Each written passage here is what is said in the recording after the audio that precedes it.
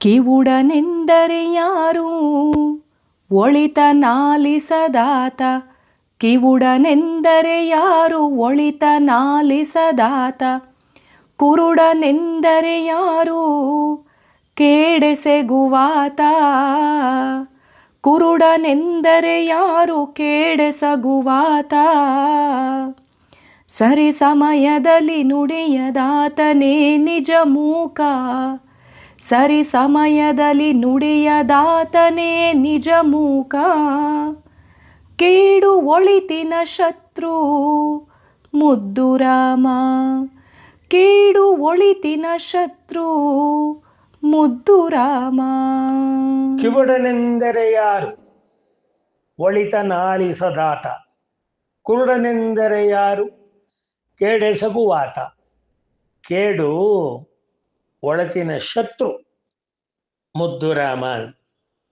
ನೋಡಿ, ಅಂತಹ ಒಂದು ಕಿವುಡನಾಗಿ ಕೇಳಿಸಿಕೊಳ್ಳಬೇಕಾದಂತಹ ಮಾತನ್ನು ಕೇಳಿಸಿಕೊಳ್ಳದಲೇ, ನೋಡಬೇಕಾದಂತಹ ಸೌಂದರ್ಯವನ್ನು ನೋಡದಲೇ, ಕಾಮಪಿಪಾಸುತನದಿಂದ ಕುರುಡನಾಗಿ ಅದರ ಜೊತೆ ಮೂಲಕ ನಮ್ಮ ಬದುಕಿನ ದಿವ್ಯತೆಗೆ ಗತಿಗೇಡಾಗಿಸಿಕೊಳ್ತಕ್ಕಂತಹ ಒಂದು ದುರಂತದ ಹಾದಿಯಲ್ಲಿ ಹೆಜ್ಜೆ ಇಟ್ಟು ಬದುಕಬೇಕಾದಂತಹ ಜೀವನವನ್ನು ನಮ್ಮಷ್ಟಕ್ಕೆ ನಾವೇ ಹತ್ಯೆ ಮಾಡಿಕೊಂಡು ಬಿಡುತ್ತೇವೆ.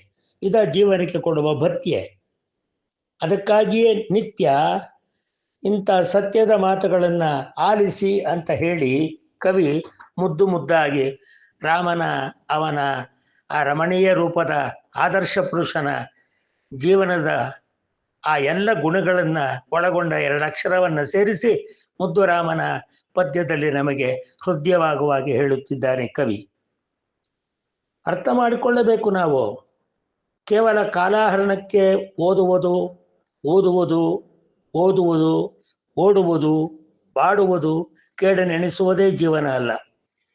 ಸರಿ ಸಮಯದಲ್ಲಿ ನಾವು ನಿರ್ಭಯವಾಗಿ ನಮ್ಮ ಬದುಕು ಶುದ್ಧವಾಗಿದ್ದರೆ, ಆಗ ಸತ್ಯವನ್ನು ನುಡಿದರೆ ನಿತ್ಯ ಪಥದಲ್ಲಿ ಸತ್ಯ ದರ್ಶನದ ಮೂಲಕ ಈ ಜಗತ್ತಿನ ಸೃಷ್ಟಿ ಸೌಂದರ್ಯದಲ್ಲಿ ನಮ್ಮನ್ನ ಕೇವಲ ಚಂದ್ರನಾಗಿಸುವುದಿಲ್ಲ, ಹರಿಶ್ಚಂದ್ರನಾಗಿಸುತ್ತೆ.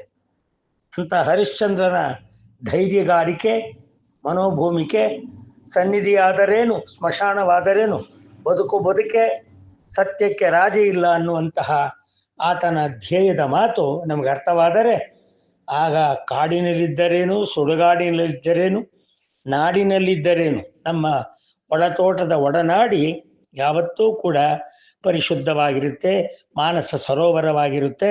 ಕೈಲಾಸ ಪರ್ವತದ ಎತ್ತರಕ್ಕೆ ನಮ್ಮ ಬದುಕಿನ ಆ ಒಂದು ಮಜಲನ್ನು ಕೊಂಡೊಯ್ಯುತ್ತೆ.